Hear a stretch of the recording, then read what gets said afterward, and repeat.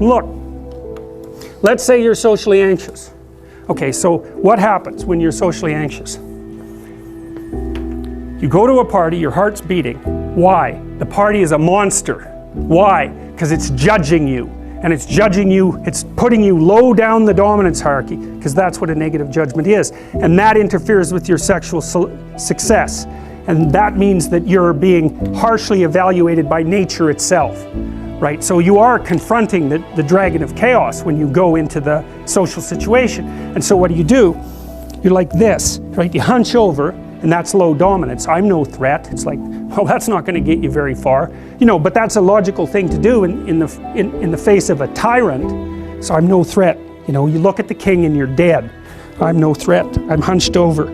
And then what's happening internally? What are people thinking about me? What are people thinking about me? Am I looking stupid? Am I looking foolish? Geez, I'm awkward. I hate being here. Man, I'm sweating too much.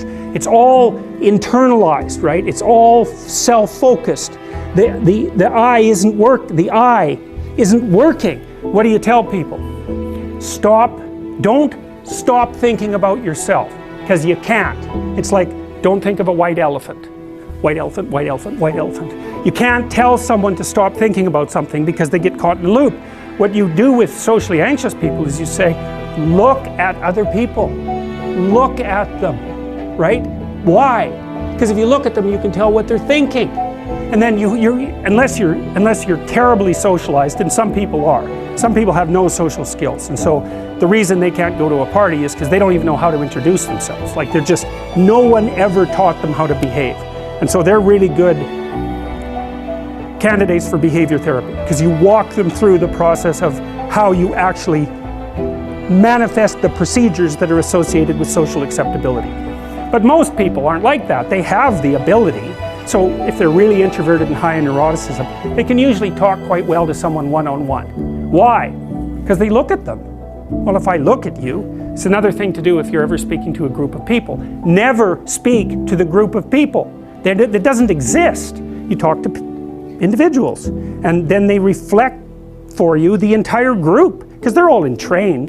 So you look at one person, they broadcast to you what everyone's thinking, and you know how to talk to one person. So it's easy.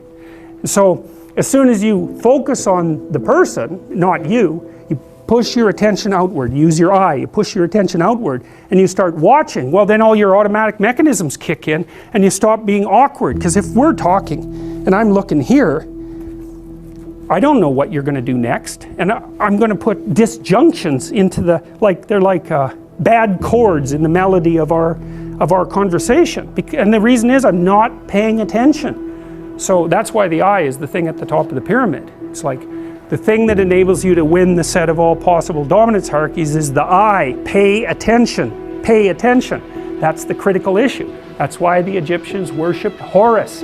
That's why Horus was the thing that rescued Osiris from the depths. It's the capacity to pay attention. What do you pay attention to most?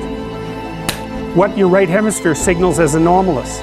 It attracts your attention. It's like, this isn't going quite right. I'm not looking at that.